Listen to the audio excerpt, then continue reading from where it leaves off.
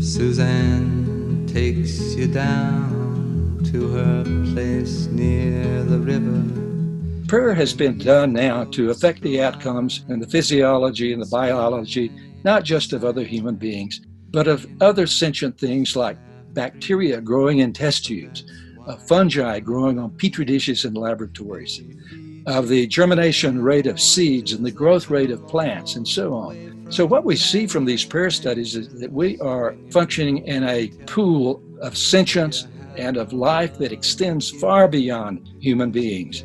And if we could get this, if we could feel this in the gut, if we could get it in the heart, then we could see that all life is precious and demands our best attention and is worth saving. That was Larry Dossey, our guest for today's podcast. And you want to travel with her, and you want to travel blind, and you know that she will trust you. Welcome to the Sue Speaks podcast, searching for unity in everything. I'm your host, Suzanne Taylor. How can we turn the world around? Can we turn this world around? That's what I talk to my guests about. In fact, everything I've done has been in that pursuit, buoyed up by that famous quote by Margaret Mead, "Never doubt that a small group of thoughtful, committed citizens can change the world. Indeed, it's the only thing that ever has." My guest today is Larry Dossey. There are certain people who, if they were widely understood, would change the world. Dr. Larry Dossey is one of them. Well before I met Larry, I was an admirer of his, a physician of internal medicine and the executive editor of the peer-reviewed journal, Explore, the Journal of Science and Healing, among many other credits that we'll post on our podcast website. He is so articulate and convincing about how interconnected we are that it could make us update the golden rule from do unto others as you would have them do unto you to be kind to others because in some sense they are you. Larry served as a battalion surgeon in Vietnam where he was decorated for valor, and he went on to be chief of staff of Medical City Dallas Hospital. He's published more than 100 articles and he's written some 13 books, including a New York Times bestseller, Healing Words. When I was producing TEDx West Hollywood, he graciously flew in from New Mexico when I invited him to speak. Since this is audio and not video, I don't have to worry about Larry blushing from my telling you how I wish he was a triplet instead of the identical twin he is, so there would be more Larrys who might give me a tumble. To meet Larry is to love him and to admire how in lectures he delivers in major medical schools and hospitals all over the world, he shows us that beyond the objective world of nuts and bolts, where mind is thought to be confined to the brain and body, there is what we might call one mind outside of time and space. That would be the key to getting us beyond the self-interest where greed rules that runs us now. He's a real change agent, like a prophet of yore, with the addition of evidence from the scientific world to authenticate the reality of non-material forces. He gives us the evidence of how science and spirit meet in such things as prayer impacting the physical world. And if what we talk about today were widely shared, I expect I would have made a valuable contribution to the progress of humanity. So, Larry, I want you to talk about prayer. I loved your conversation with Oprah on her Super Soul Conversations, and I want you to give a rundown about what you talked to her about. I'll just say that before your books were published, only 3 U.S. medical schools had courses devoted to exploring the role of religious practice and prayer in medicine. Today, nearly 80 medical schools have instituted such courses, many of which use your books as textbooks. That's all thanks to you. Where it used to be a fuzzy spiritual thing, how revolutionary the studies have been.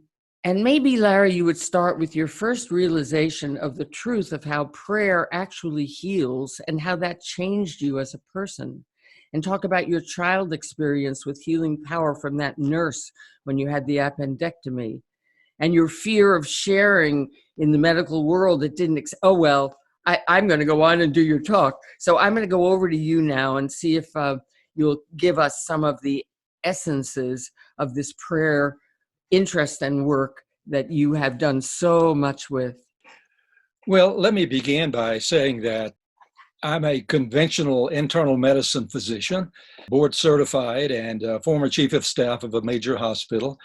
So but my credentials basically began with the dedication of a scientist. And I think that's what I would want to say, first of all, that the things that I find convincing not occur just in my own personal experience, but they have been validated by what we call in this business double-blind randomized controlled studies. I really had a severe shock back in my early days as a physician when I discovered that there was a control study in the coronary care unit at San Francisco General Hospital, which conformed to what we call a randomized control study, in which one group of heart attack patients were prayed for and another group wasn't. The results were astonishing to someone who doesn't believe that this stuff works, because the people who were prayed for did much better than people who did not. As a matter of fact, if what was being assessed here was a new drug, it would have been heralded as a breakthrough in the treatment of heart disease. I began to become really interested in this field because I had an innate interest in the role of consciousness and mind on how our bodies function. And I spent years digging into the research in the field of prayer, healing intentions, spirituality, and so on. The result, Suzanne, was a conclusion that this was one of the best kept secrets in modern medicine. And I put these findings together in a New York Times best-selling book in 1993, a book called Healing Words. And it sort of affirmed some early experiences of mine. When I was a senior at the University of Texas in Austin, I came down with acute appendicitis. I wound up having an appendectomy. It was kind of a barbaric experience, really. I didn't meet the surgeon ahead of time. And when I awoke, I was in horrible pain. There were no doctors around, but there was a magical nurse who came and held my hand. And she said through the pain, "Larry, everything is going to be just fine." And it was like somebody had struck me with a magic wand or something, because the pain went away. And I thought, what in the world has happened? What did she do? Well, this was before I went to medical school, but I was hooked on the role of consciousness in healing and so on. My entire career since then has been to focus not just on conventional medicine, but the role of consciousness in healing. It has been an astonishing experience for me, because it took me into the understanding of consciousness through conventional science, spiritual practices, prayer, and so on. And so my career since then has been basically a personal exploration of this interesting and fascinating domain. Since I began to explore this area in the early 90s, a lot has happened. There are now hundreds of studies showing that when people have an empathic, compassionate intention to help others get well, something very frequently happens as if this desire has been fulfilled. We can't say how this happens. We don't have any meters that can indicate whether or not God or the transcendent has played a role, but we know that empathy and love and compassion really can make a tremendous, even life and death difference in the course of illness. So I've tried to come at this from a standpoint of controlled science, and I have been very active going around at medical schools around the country and internationally talking about the evidence that we should be careful of what we ask, because sometimes it really does have sensational consequences. Why don't you talk a little bit about, actually, so that we take this from the talking about it and the whole idea of prayer, how would one do that? I mean, things like, do you get 100 people praying for you? It's better than one. I know I've heard you talk about all this, so I'm kind of leading you into things that I think the audience would find interesting, and how you personally put that into practice. What is praying for somebody like? in the Larry Dossey world? Well, I used to put this into practice. I would go into my office early every morning, and I would have a prayer ritual where I would pray for the patients I was about to see on hospital rounds and for the patients who would be coming to my office that day. That was a ritual which I pursued until I left my practice many, many years later. The reason is, as I've already stated, control studies showing that it really can make a tremendous difference. So we don't really understand the mechanism. I'll be the first to admit that. But here's some of the things that do stand out. As far as we can tell, there is no religious or spiritual tradition that has cornered the market on prayer. I'm happy to say this because this points toward an understanding, a permissiveness among people to pursue whatever spiritual tradition they feel comfortable with. We also know that numbers don't seem to matter that much. In other words, the effect of prayer from one sincere individual can be the equal to the prayers of 100 people. So it seems to be that love and empathy and sincerity and compassion are the main factors in whether or not prayer can bring about healing effects rather than sheer numbers. You know, strangely enough, for our listeners, I know that somebody sitting next to you that you're healing, practicing a prayerful attitude toward, and somebody in Japan that you're doing it for, it's equally effective. So you want to say something about that? Well, this is a way of saying that distance really doesn't matter. Spatial separation between the individual praying and the object of the prayer, the patient, is just not consequential. This begins to get us into something called non-locality, which is one of the best ways of describing human consciousness that scientists have ever come up with. Just to simplify this, if you hear the word non-local, you just can substitute the term infinite and you'll capture the meaning of what we're talking about. Consciousness appears to be infinite in space and time. It isn't more effective at the bedside than it is from the other side of the earth.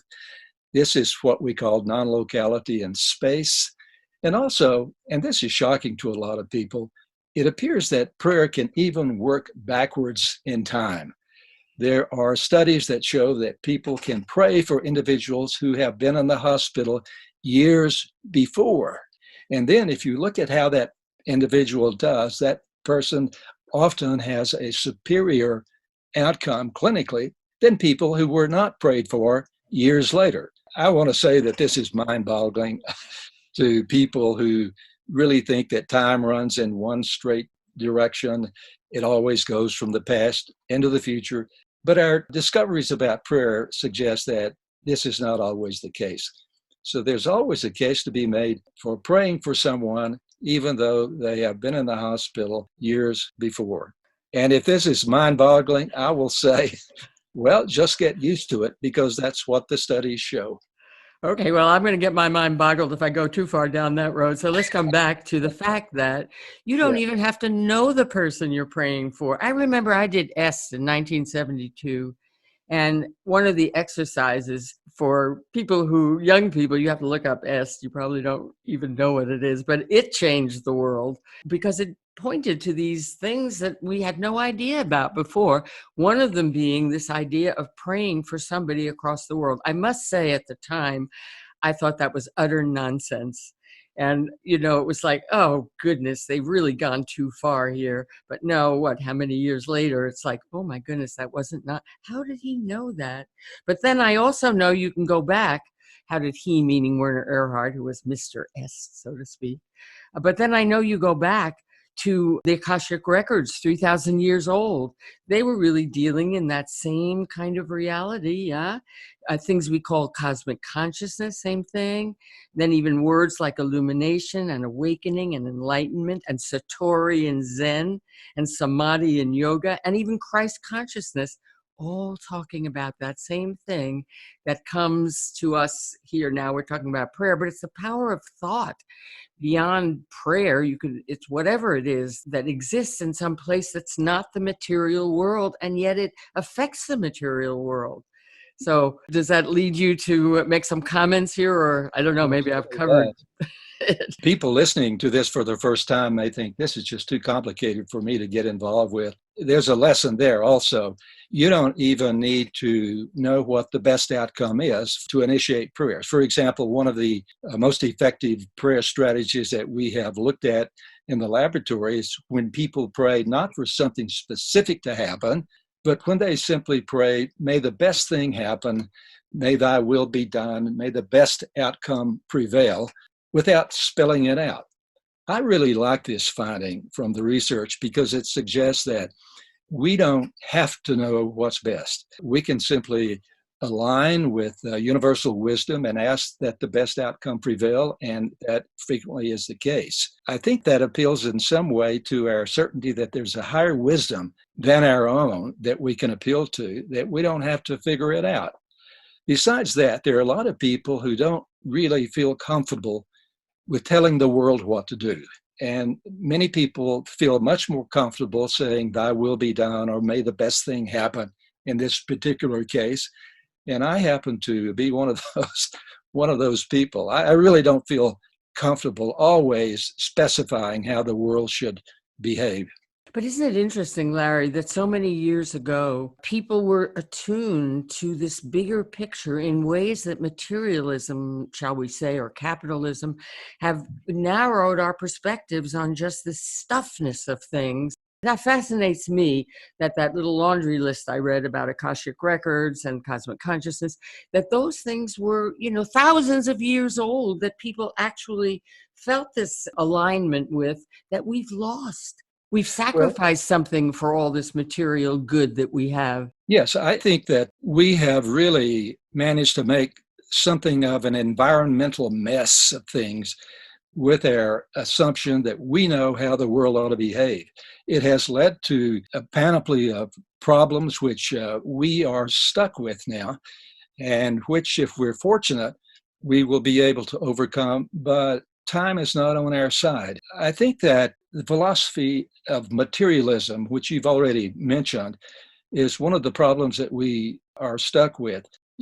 We can't even acknowledge in science that consciousness can operate outside the brain. We have been, for the better part of a couple of hundred years, of the opinion that consciousness is produced by the brain. It's stuck in the brain. It can't reach out through time and space to make a difference. And this has led to the sense that, well, since everything is over with physical death, I should get it what I can. And this has led to unstoppable greed and selfishness.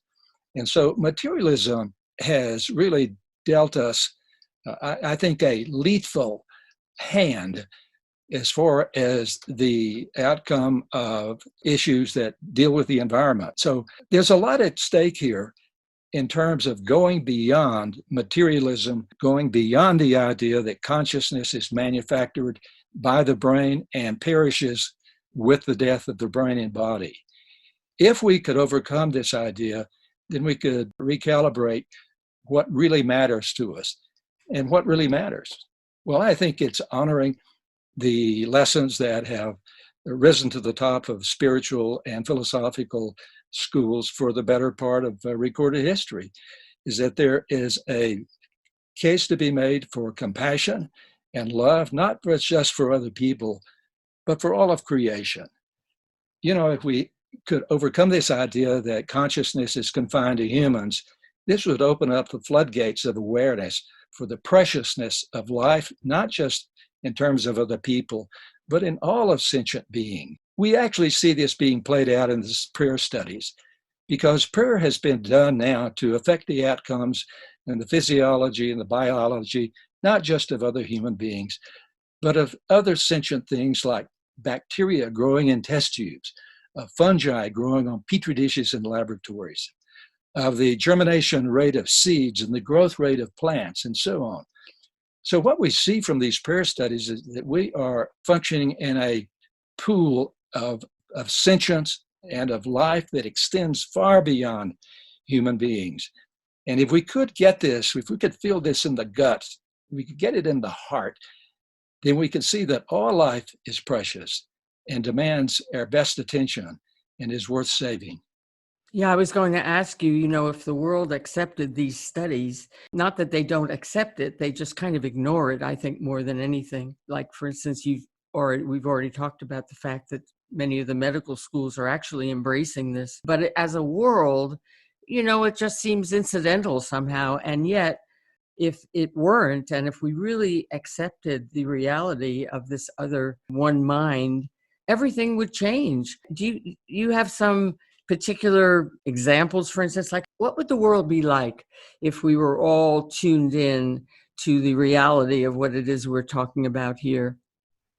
Well, I think one of the most obvious things is that the competition between political parties, between tribes, between spiritual traditions, all of this opposition that seems to drag us down and set the stage for disputes and even wars would dissolve into something that's much more compassionate and much more considerate of other people. And the thing that really would set this in motion is not just my acting toward you as if you're a person who is separate from me and belongs to a different race or gender or tribe or political party, but it is a felt sense that you and I fundamentally are one.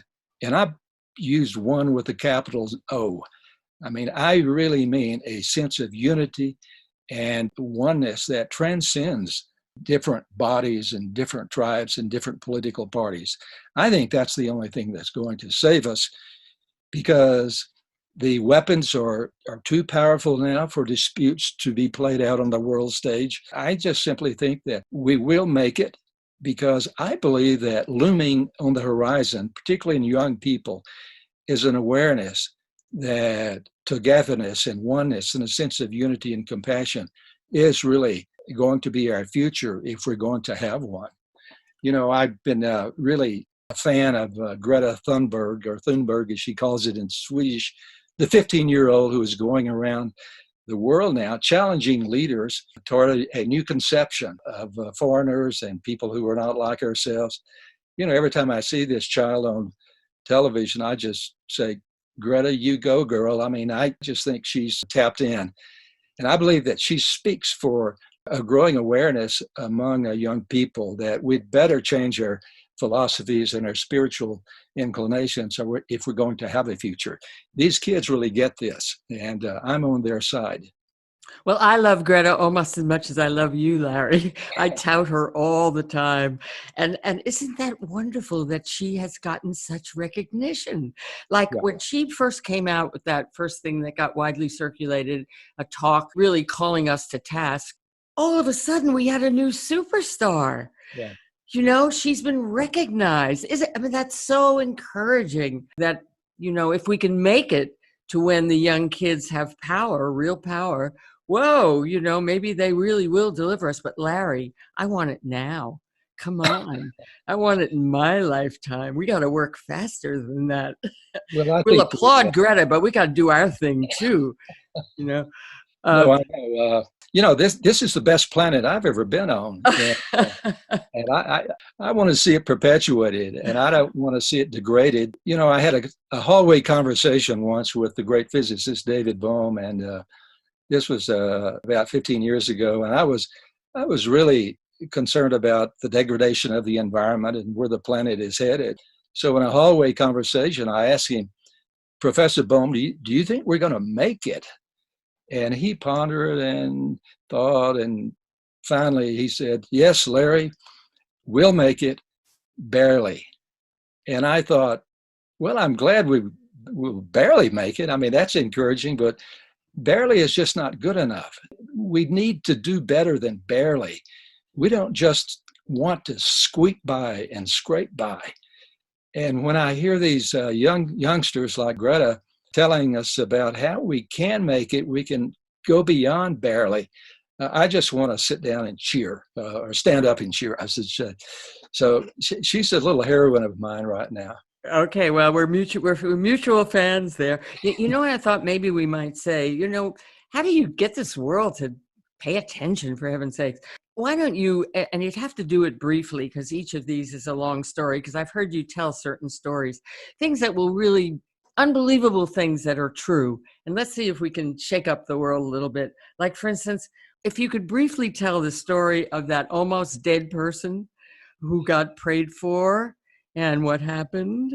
Well, I love to tell this story because it's sensational and it's unbelievable, but it also happens to be true. If people want to chase this story down and read about it for themselves, it's in a book that's recently been published called Physicians' Untold Stories by Dr. Kolbaba, Kolbaba. I came across this story in this book, but I've been involved with cases like this. It's the story of a 15-year-old girl named Barbara Comiskey, who lived in the town of Wheaton, Illinois. She, at age 15, developed her first symptoms of multiple sclerosis. She was taken to the Mayo Clinic, and the diagnosis was made. There's no doubt about the diagnosis. She began to go downhill quickly. She managed to graduate high school and enrolled in college, but she couldn't keep up with the demands of college life.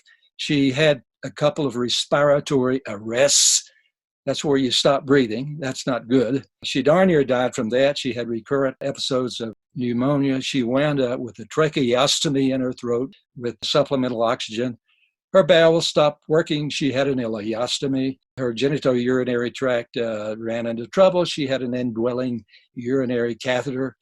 She couldn't walk. She was confined to bed in a pretzel-like situation. And at the end of 10 years, she was confined to hospice. And she was dying. The community around Wheaton knew her. She was well known. One thing that happened out of the ordinary was the radio station, the little radio station, initiated a prayer effort on one Sunday. And people were asked to pray for all the listeners in the radio area who were seriously ill. She was only one among them. So she had two girlfriends who had come over to be with her and sit at her bedside this Sunday afternoon. And as Barbara tells the story, she heard a male voice say to her, "My child, get up and walk." She did. For the first time in years, she got out of bed and stood upright on her own legs. No one could believe this in the household. Her mother heard some commotion, came in, and apparently her body had begun to change. Her mother said, "Barbara, you have muscles now." Her father heard the ruckus. He came in, and according to the girls who were there, he hugged her and waltzed her around the room. She was able to walk herself thereafter. This being a Sunday, they decided maybe they ought to go to church that night. They did. And no one could believe it. Here she is walking up the central aisle of this auditorium. The minister did not handle this well at all. He fell against the pulpit, and people said he just hung on to keep from falling down. And the preacher kept muttering, "This is nice. This is very nice." Well, they went back home. The next day, they went to see Dr. Thomas Marshall, her long-term internist who had seen her through all of this misery. And he couldn't believe it. He said, here she was apparently well when she was expected to not live another day. They sent her for x-rays. The x-rays of her chest were now normal. She could walk normally. He took out the tubes eventually, the trach tube and the urinary catheter and so on. She got well. I mean, nobody has an explanation for this. This is what would be called as a genuine, astonishing, unbelievable miracle healing. So she went on to marry a minister, and she has dedicated her life to helping other people. People can look her up on Google, Cummiskey, Barbara Comiskey.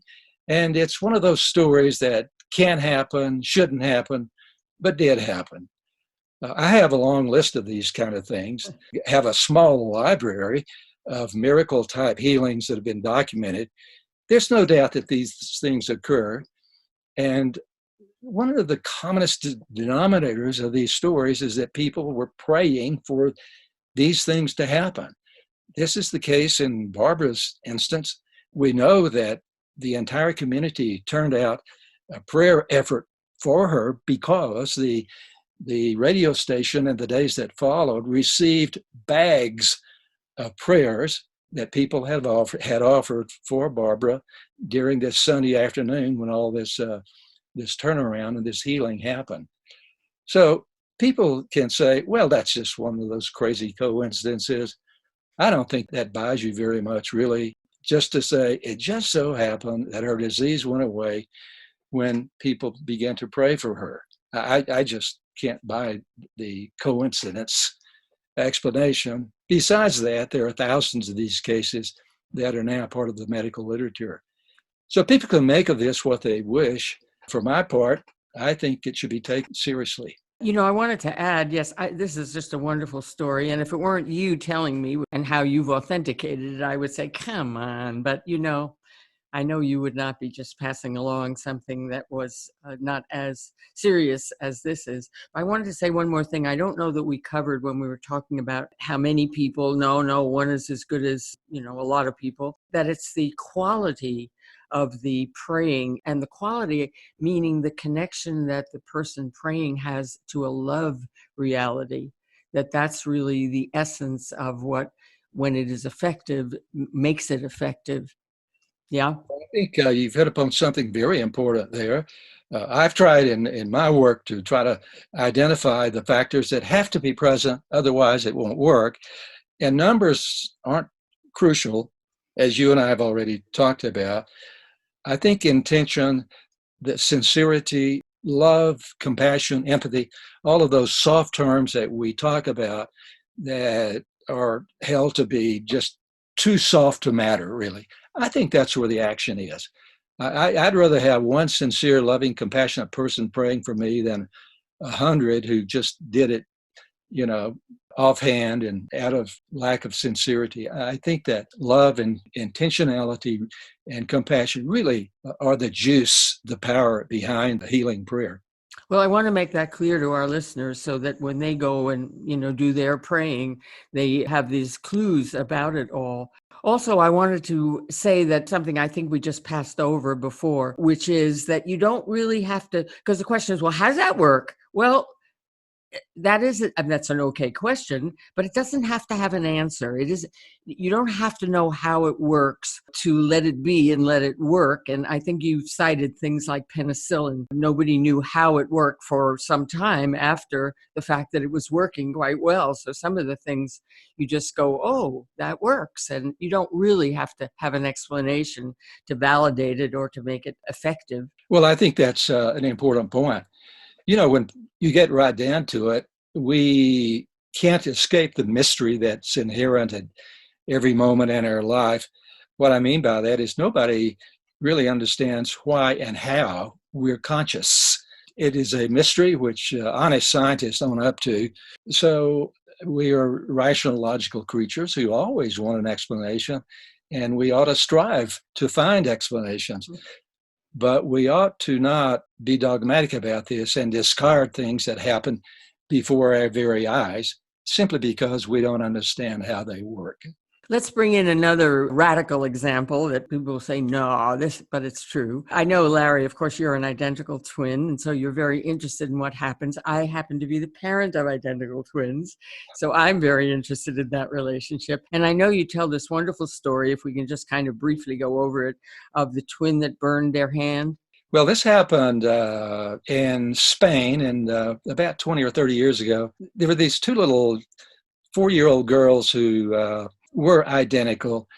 And one day their father was going to take them to visit the grandparents who were tens of miles away. One little girl didn't want to go. She wanted to stay home and help her mother with household chores. The father takes the other little twin girl off to see the grandparents. Unfortunately, the little girl who stayed home to help her mom helped her with ironing. And she managed to touch her hand to a red-hot iron and instantly developed a second-degree burn, a big fat blister on half of her right hand, let's say. I don't know if it was the right or left, it doesn't matter. But oddly enough, tens of miles away at the grandparents' house, the other little twin girl erupted with a blister on her hand, on the same part of the hand, the same hand, at the time that the sister touched the red-hot iron tens of miles away. So they took both of the little girls to the doctors, and they had the hands photographed and recorded and described. So there's no doubt that this was a valid event. Actually, it hit the news and became a celebrated case in northern Spain. As it turned out, the psychology department at the University of Seville got wind of it and went and interviewed these little girls. And they did tests on them. They put one little girl in the attic of the house and the other in the basement, and they would stimulate one child and the other one would react accordingly. I mean, this is weird stuff. There it is. These are called telesomatic events. They occur most frequently in identical twins, but they've also been described in people who have close, loving relationships and so on. Thousands of these cases. There's a book called Twin Telepathy, in case anyone wants to chase down these stories and have their mind blown. I'm interested in because of my twinship. My brother and I, Gary, who turned out to be a dentist when I became a doctor, we used to have these things all the time. When we were growing up, we had no idea that there was anything strange about it. We didn't know that this wasn't supposed to happen. We just called it twin stuff. We would have identical thoughts. We would have identical physical reactions and so on. And we just thought that's just kind of the way the world works. And we didn't stumble over it rationally or logically. That just simply seemed what happened to twins. Well, I just love these testimonies to one mind, to the fact that, we are so much more.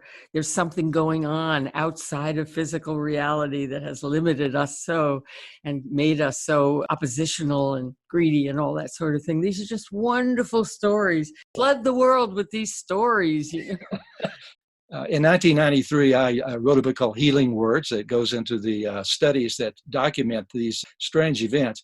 And so I got a call one day from a reporter at the Washington Post.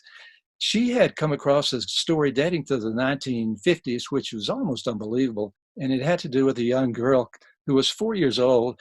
Her name was Ann O'Neill, and she had acute lymphocytic leukemia, and she was dying. She was in a Baltimore hospital, and her doctor was one of the most famous oncologists of the day, Dr.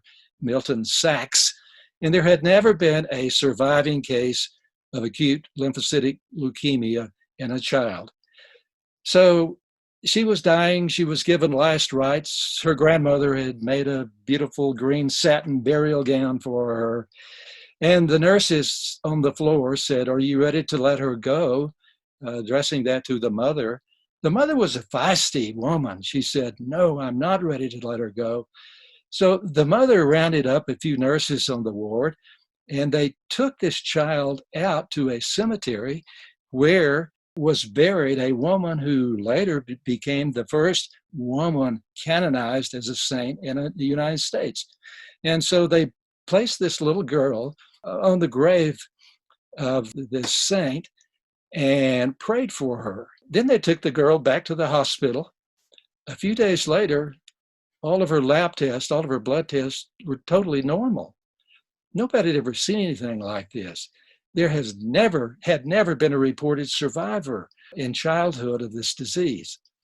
So Tamara Jones, the Washington Post reporter, called me up and wanted to know what I thought about this case since I'd written this book about these strange happenings.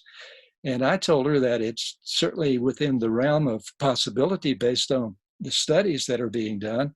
So she did the next thing. She chased down Dr. Milton Sachs, who was the doctor, and said, "Why didn't you write this case up and report it? It was never published in the medical literature." And she said it would have given hope to all of the parents and the children who had this disease. And to his honesty, he said, and I credit him for being honest about this, he said, "The only reason this case was not written up is that I was afraid." And so this gives you some picture, I think, about the opposition that's out there about reporting these sorts of cases. Most physicians who are involved with these kinds of cases realize that this is not the very best way to advance their career in medicine, to go reporting a case that has been healed through prayer. So there's a whole backlog of these stories, these cases that we just never hear about. Well, let's go back to you, Larry, because I know, being familiar with your story, that it was quite risky for you to be the proponent of spreading the word about these things, and that you too, way back when, were fearful of what would happen, and yet you did it. I'm thinking about your sense of mission, and maybe that could translate to some statement about what you would say your sense of mission is. Well, if I'm honest, I just have to say that my mission is to tell the truth and not shade the truth. Tell the truth, particularly when it has relevance to people's life and death. Clearly, these cases show that if they're real, they have life and death consequences for people. And I just simply could not avoid getting involved with this whole area. I mean, for me, it became an ethical and a moral issue. And if I was going to be a doctor, I was going to have to ask myself a few questions. And one of those questions was this: if you cannot convince yourself that people are making this stuff up, are you actually willing to pray for your own patients? Are you willing to put the implications of these studies to work in your own practice? And I had to give a yes answer to that. I began to go into my office every day early and have a prayer ritual for my patients. And I continued to do that until I left my practice. I decided that this was one of the best kept secrets in modern medicine. And I wrote this book, Healing Words, in '93, which wound up on the New York Times list. And I began to, I can't say fearlessly, but I began to lecture about these issues at medical schools all around the country and even internationally. And I'm happy to say that something has happened that I would never have predicted. Almost all of the medical schools in the country now have formal coursework looking at the impact of spiritual practices on human health and longevity. We know now from epidemiological data that people who follow some sort of spiritual path in their life, and it doesn't seem to matter which one they pick, but if they pick one and stick with it, they live on average 7 to 14 years longer than people who do not. So this is a huge issue in medicine now. Most medical schools know that we're no longer justified in keeping secret about the contribution that spirituality and spiritual practices make to human health. The issue of prayer in health is simply where I dug in and began to take a stand about this. But other spiritual practices, such as compassion, charity, loving kindness, and so on, are also very important. It isn't just prayer that we're championing here, but it's a sense that we're connected with one another and with the transcendent reality that has enormous implications for human health. Well, here's a wonderful quote of yours. I think we should be drawing this to a close, not because I couldn't talk to you for days, truly. And in fact, I would have everyone listen to the Oprah interview because you go into a lot more of these things. I've listened to it 3 times now, Larry. I just love it. It's just such a wonderful interview. But I want to read this quote of yours, which is so beautiful. You say, "Our individual minds are part of a greater whole, a dimension of consciousness that encompasses all minds, past, present, and future, human as well as non-human. This realization is our best hope for our survival on Earth. Only by realizing at the deepest emotional level our connections with one another and the earth itself can we summon the courage necessary to make the tough choices that are required in order to survive." And then you go on to say, "Our goal is to break the hypnotic spell of the cult of the individual." So I thought perhaps, Larry, we could end with, I've asked everyone what their mission is, and for a one-line message to the world. I think maybe we can extract the mission from what we've already said. You sent me your one-line message to the world. Can I have you recite it for me? It's so beautiful. Well, it's from a poem by the Pulitzer Prize-winning poet Mary Oliver. The name of her poem is Sometimes, and the line that just grips me is this. She writes, "Pay attention, be astonished, tell about it." I think a lot of people do pay attention and are astonished by this, but then it's that last instruction part, tell about it, that really trips us up. I've had problems summoning my courage to find my voice to tell about it. I know what the problems are and the opposition talking about these issues, but that's what you and I are doing. We're in the process of telling about it, and I hope other people are encouraged to find their voice. Well, blessings that you are telling about it. I think we may even title this whole thing, Pay Attention, Be Astonished, Tell About It. We need a title for each podcast. But that I love that too. That's just very, very beautiful. As you are, Larry, Oh, you did bless your not heart. disappoint, really. As I started out by saying, if people really accepted and understood and lived by these things that you and I, these, what should I say, simple things, they're not so simple, but they're elemental. If people understood these things, we would be in a different world. So blessings on you for being a spokesperson for all of it. And please, God, may this information get spread wide and clear. Oh, by the way, tell your twin girls hello for me. Twin to twin. Really, really. We'll put their picture on your information page as well. So thanks a million, Larry. It's been a pleasure. Best wishes. Yeah, I could not have enjoyed it more. Thank you. Now Suzanne takes your hand and she leads you to the river. So, dear listeners, thank you for tuning into my podcast. Do subscribe so you don't miss any episodes. And visit SueSpeaksPodcast.com for notes on what we covered in this episode and for additional information about my guest. Also, leave comments. I'd love to hear your opinions and engage with you. How did you feel about what you heard? Did you learn anything? Or were you inspired to act in any new way? Or do you have something to add that would let us know what you know? Grab a cup of consciousness and fire away. And you want to travel with her, and you want to travel blind, and you know you can trust her, for she's touched your perfect body with her mind.